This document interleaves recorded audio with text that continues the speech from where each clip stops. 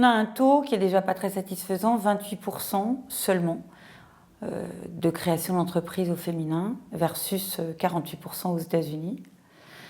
Moi, ma question, elle n'est même pas là, elle est sur les 28%. Il y en a combien qui sont pérennes à 3 ans? Autrement dit, les femmes se donnent-elles les moyens de leurs ambitions? Elles créent des TPE, elles créent leur propre emploi, c'est déjà bien, mais elles ne développent pas et je crois que c'est ça le cœur du sujet.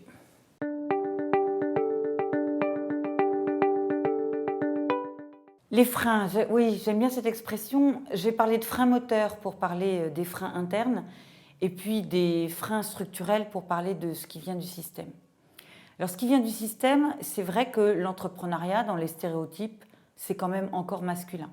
Et que les rôles modèles au féminin, il y en a, mais il n'y en a pas tant que ça. Et que les qualités dites entrepreneuriales, elles sont souvent déclinées du côté masculin dans les stéréotypes classiques. Cependant, depuis quelque temps, moi je travaille plutôt sur ce que j'appelle les freins moteurs internes. Les femmes ont de l'ambition, elles ont envie de réussir, elles ont envie de faire des choses qui font sens. Mais elles ont ce que je vais appeler le complexe de l'imposteur, qui est un concept qui est bien connu en RH et qu'on développe à tous les niveaux, c'est-à-dire je ne vais jamais être à la hauteur, je ne vais pas le faire, il me manque les 10% des compétences de qui ferait que. Et finalement, elles ont tellement de freins qu'il y en a très peu qui, par rapport au désir d'entreprendre, se lancent vraiment. Donc déjà, on a un énorme gâchis. Et ensuite, dans celles qui entreprennent, la plupart du temps, elles ne se projettent pas dans l'avenir et elles ne se donnent pas les moyens, par exemple financiers, l'accompagnement, la bonne structure juridique, qui va faire qu'à un moment donné, elle pourra développer son entreprise. Alors pourquoi?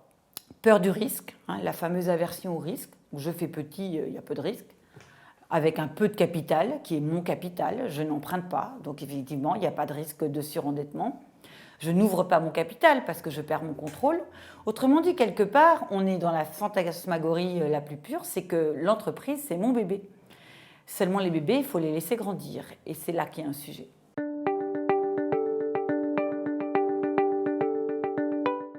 Oui, très certainement. Et je vais parler du mot accompagnement, j'englobe la formation, le mentoring, le coaching, les réseaux. Je crois qu'il faut avoir vraiment une approche globale et utiliser tous les leviers en fonction de la personne en face de qui vous êtes et en fonction du projet qu'elle a. J'ai créé à l'ESSEC, il y a 5 ans maintenant, un programme dédié aux femmes, entreprendre au féminin.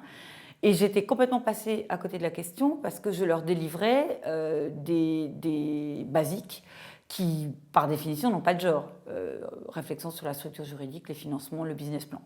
J'ai complètement modifié ça cette année. J'ai travaillé pas mal avec des coachs, des psychologues, des sociologues et tous les réseaux féminins type Paris Pionnière, Femmes Business Angel, parce qu'elles touchent du doigt le même problème que moi. C'est que ce n'est pas suffisant qu'elles aient les compétences, il faut les débloquer.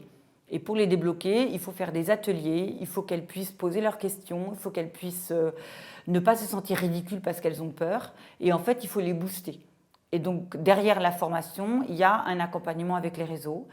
Il y a un réseau alumni, parce qu'il faut que les plus seniors accompagnent les plus juniors.